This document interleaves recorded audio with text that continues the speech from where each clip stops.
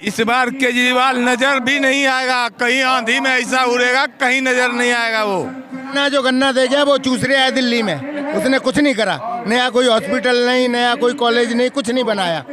जहाँ मैं रहता हूँ बलजीत नगर पंजाबी बस्ती में, अभी तक पानी नहीं है वहाँ। आने वाले जो निगम पार्षद के चुनाव हैं उसके अंदर बीजेपी पूर्ण तौर पर जीत कर हैं इन केजरीवाल की जो भ्रष्ट नीतियाँ हैं उनको खत्म करेगी। तो आप बिहार से हैं क्या? जी जी, मैं इस कार्यक्रम के लिए? जी इस कार्यक्रम जी क्या खास क्या आपको लगा कि यहाँ पे आना चाहिए?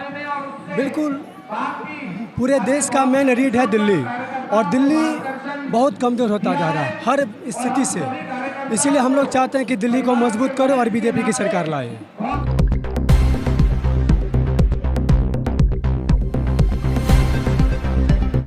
नमस्कार, मैं प्रमोद गोस्वामी और आप देख रहे हैं युवा सियासत टीवी। हम इस वक्त मौजूद हैं ऐतिहासिक रामलीला मैदान में, जहां पे भारतीय जनता पार्टी का पन परमेश्वर का कार्यक्रम आयोजन किया जा रहा है। आपको मैं दिखाना चाहूँगा कि यहाँ पे राष्ट्रीय अध्यक्ष जो हैं जेपी नड्डा यहाँ पे आ चुके हैं और आदेश गुप्ता जी जो है कार्यकर्ताओं को संबोधित कर रहे हैं। यहाँ पे तमाम जो है कार्यकर्ता जो हैं देखेंगे कि हज़ारों की संख्या में। कहेंगे कार्यक्रम को लेकर क्या कहेंगे? बहुत बढ़िया है कार्यक्रम, सक्सेसफुल है, बहुत बढ़िया। ये जनता की आवाज है, ये सिर्फ केजरीवाल को दिखाने के लिए दिखाया गया कि केजरीवाल क्या कर रहे हो तुम। केजरीवाल तो चुनौती दे रहे हैं बीजेपी को कि गुजरात में सरकार हम बनाएंगे। इस बार केजरीवाल नजर भी नहीं आएगा, कहीं आंधी में ऐसा उड़ेगा, कहीं नजर नहीं आएगा। वो इस देश की जनता जाग चुकी है। वो अब 8 साल तक जनता को अंधेरे में डुबा के रखा है। 8 साल गुमराह किया है, स्कूल बनाऊंगा, कॉलेज बनाऊंगा, ये करूंगा, वो करूंगा, लेकिन आज तक कुछ नहीं किया है केजरीवाल ने। मोदी जी के साथ है पूरा देश। मोदी जी जहाँ है पूरा देश वहाँ है। जो मोदी जी कर रहे हैं अच्छा कर रहे हैं, जनता खुश है मोदी जी से। पूरे देश में जनता मोदी जी से खुश है। गरीब समाज, बड़े समाज, सब खुश है जनता।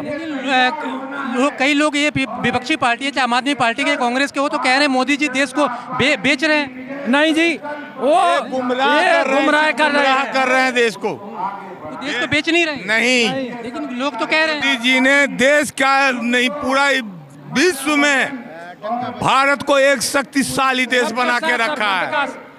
मोदी ने सबका साथ सबका विकास लेके मुद्दा उठाया है और ये हरदम रहेगा। आप कह रहे हैं सबका साथ सबका विकास, विरोधी तो ये कह रहे हैं कि वो जो पूंजीपति जो दोस्त हैं उनको फायदा पहुंचा रहे हैं। विरोधी तो हर एक तरह से बोलते रहेंगे, लेकिन मोदी जी खिसियाई बिल्ली खंबा नोचे, वो तो कुछ से अनाप शनाप उसका भेजा खराब हो चुका है। वो कुछ से कुछ बोलेगा ही बोलेगा। उसको अब हवा में उड़ने वाला है, बहुत जल्दी वो तूफान आने वाला है। वो एमसीडी चुनाव में उनका आँख खुलेगा कि क्या चीज़ है। दिल्ली में 265 में से 181 सीट लाया था, इस बार 265 में से 265 बीजेपी के हाथ में पल्ले में आएगा। तो इस बार क्या लगता है एमसी गन्ना जो गन्ना दे गया वो चूस रहा है दिल्ली में, उसने कुछ नहीं करा। नया कोई हॉस्पिटल नहीं, नया कोई कॉलेज नहीं, कुछ नहीं बनाया। जहाँ मैं रहता हूँ बलजीत नगर पंजाबी बस्ती में, अभी तक पानी नहीं है वहाँ, अभी तक पानी नहीं है। वो कहता है पानी आ जाएगा, अभी तक पानी नहीं है। ये देख सकते हैं कि केजरीवाल के खिलाफ जो है लोगों में रोष है। यहाँ पे और भी है, मैं बात करने चाहूँगा। जी बताएं। हाँ जी, आज जो पंच परमेश्वर का कार्यक्रम है, क्या मानते हैं कि या कहीं ना कहीं केजरीवाल को या आगामी निगम को चुनाव को देखते हुए एक हुंकार भरी जा रही है बीजेपी की तरफ से? देखिए आज दिल्ली के अंदर हमारे भारतीय जनता पार्टी के राष्ट्रीय अध्यक्ष माननीय श्री जगत प्रकाश नड्डा जी का जो शंखनाद है, और ये जो आपको दूर तक पूरी जनता दिखाई दे रही है, ये स्पष्ट है कि अब की बार चौथी बार दिल्ली के अंदर भारतीय जनता पार्टी की सरकार बनने जा रही है। इसमें कोई दो राय नहीं है। आज ये चुनावी शंखनाद यहाँ से राष्ट्रीय अध्यक्ष जी करने जा रहे हैं। और भी तमाम कार्यकर्ता हैं। जी बताएं, आज इतना बड़ा जन सैलाब है जो आप लोग आए हैं, क्या कहें? हाँ जी, आज ये मंच बना हुआ है, इसके अंदर पंच परमेश्वर सम्मेलन में आज ये सिद्ध कर दिया है कि आज आने वाले जो निगम पार्षद के चुनाव हैं उसके अंदर बीजेपी पूर्ण तौर पर जीत कर हैं इन केजरीवाल की जो भ्रष्ट नीतियाँ हैं उनको ख़त्म करेगी।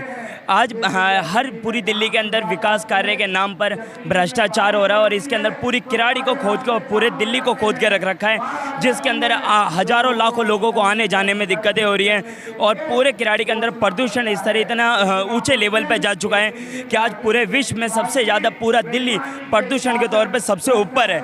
आज ये सिर्फ नाम और जो शराब नीति है, शराब नीतियों के नाम पर भी आज भ्रष्टाचार हो रहा है। और दूसरा मुद्दा ये है कि शिक्षा के नाम पर ये नीतियाँ लागू करी गई थी कि स्टूडेंटों को और शिक्षाएं दी जाएगी और उसके अंदर मुआवजा दिया जाएगा और उनको पढ़ने के लिए आगे पैसा दिया जाएगा, बट उसके नाम पर बहुत सारा प्रचार, लाखों करोड़ों का प्रचार किया गया मगर लोगों को पैसा नहीं मिला। आर्थिक सहायता जो मिलनी चाहिए थी वो लोगों को नहीं दी गई पढ़ाई के नाम पर। लेकिन अरविंद केजरीवाल तो वो दिल्ली का छोड़िए, गुजरात में भी कह रहे हैं कि हम सरकार बनाने जा रहे हैं और आप कह रहे हैं कि भाई। अब मैं बता दूं आपको, उसी चीज़ को लेकर मैं बता दूं, अब आपको पता होगा कि दिल्ली के अंदर उन्हें फ्री नीतियां लागू करी थी, मगर दिल्ली के अंदर आपको फ्री पानी तो मिल रहा है मगर आप उस पानी को देखोगे तो हैरान हो जाओगे, उससे इतनी लाखों बीमारियां हो रही है। लोगों को जो पानी मिलना चाहिए वो इतना गंदा पानी आ रहा है। हमारे एरिया में भी विकास नीतियाँ हो रही है मगर मैं उसको अपनी आंखों से देखता हूँ, देख कर हैरान हो जाओगे आप कि इतना गंदा पानी आ रहा है कि इंसान मतलब देख के हैरान हो जाएगा। सिर्फ नाम के लिए सिर्फ फ्री नीतियाँ चल रही है। हाँ, पंजाब में भी नीति लागू करी और गुजरात में भी यही काम किया जा रहा है। दिल्ली के अंदर बिल माफ़ किए जा रहे थे मगर अब बात यह है कि फिर देखो वही पुरानी दोबारा उखाड़ के ला दिया गया है कि अब उन्हीं लोगों को बिजली फ्री मिलेगी जो आवेदन करेंगे, मगर वही है कि अपना वर्चस्वपूर्ण नीति अपनाने के लिए। आप कह रहे हैं कि केजरीवाल की नीतियां ठीक नहीं है दिल्ली में, उसका शिक्षा मॉडल हो चाहे स्वास्थ्य मॉडल हो या पानी फ्री, कुछ भी ठीक नहीं है, लेकिन वो तो इसी बात से लेकर पंजाब में। मैं आपको बताऊं कि स्कूल के अंदर उन्होंने किया मगर पढ़ाई के स्ट्रक्चर को लेकर देखा जाए तो कोई बदलाव नहीं आया, वही है, वही कार्य चल रहा है, सिर्फ एक दिखावा है जो चल रहा है कि उन्होंने काम किया। बस ये दो मॉडल से लेकर से ही पूरे हैं, लोगों के रोजगार भी देना है, लोगों के स्वास्थ्य को भी ध्यान रखना है और विकास कार्य को भी ध्यान रखना है, बट उन चीज़ों पे नहीं दिया जा रहा है। आज हमारे पूरे एरिया में अगर देखा जाए तो आप भी दिल्ली में रहते हैं, आपको दिल्ली में देखा होगा कि आने जाने के पूरे एरिया को खुदा के रख रखा है। हमारे एरिया के अंदर हर दिन ऐसा कोई दिन नहीं जाना था जिस दिन रोड पे लोग ना गिरते हो, हर दिन गाड़ियां गिर रही हैं, हर लोग दब रहे हैं, हर दिन मर रहे हैं। मेरे एरिया में खुद एक ऐसा लड़का था जिसके अंदर सारथी से दबने के बाद में उसकी मौत हो गई, और होने का कारण क्या है कि विकास के नाम पे गड्ढे करके रख रखे हैं मगर विकास कार्य हो ही नहीं रहा। जो काम एक तरफ से होना चाहिए उस काम को फैला के रख रखा है। काम करने की कोई नीतियाँ और कोई प्लानिंग नहीं है, सिर्फ वहाँ जाके कोई IT डाले, कोई भी कुछ करे कि उसके लिए कोई सुनवाई नहीं है, कोई सुनने को तैयार नहीं है।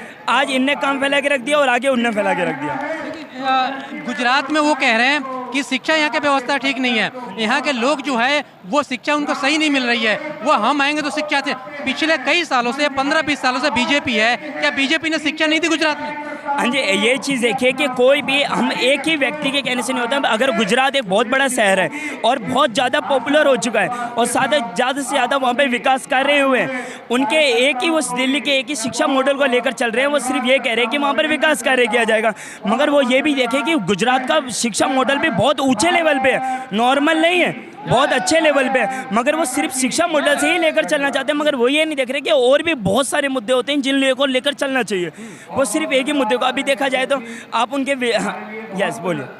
केजरीवाल एक चीज़ और कह रहे हैं कि वो 2024 में प्रधानमंत्री बनेंगे, क्या आपको?